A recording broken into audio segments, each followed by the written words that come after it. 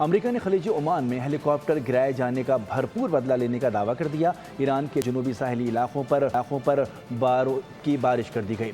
جواب میں ایران کے بحرین، کویت اور اردن میں موجود امریکی اڈوں پر حملے۔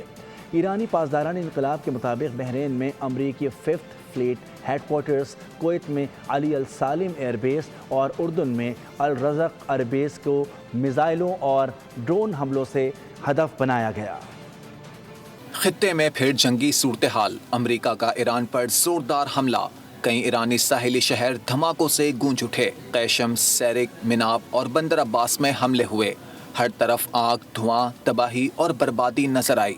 سیرک میں ٹیلی کمیونیکیشن ٹاور کو نقصان پہنچا، 2 واٹر ٹینک تباہ ہوئے۔ ایران نے بو شہر میں امریکی ڈرون تباہ کرنے کا دعویٰ کر دیا۔ ایران نے بھی امریکی حملوں کا بھرپور جواب دیا۔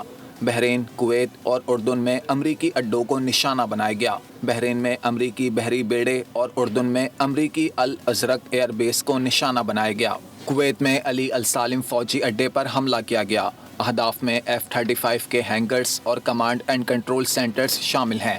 ایرانی فوج نے خبردار کیا کہ جارحیت برقرار رہی تو مزید سخت جواب دیا جائے گا۔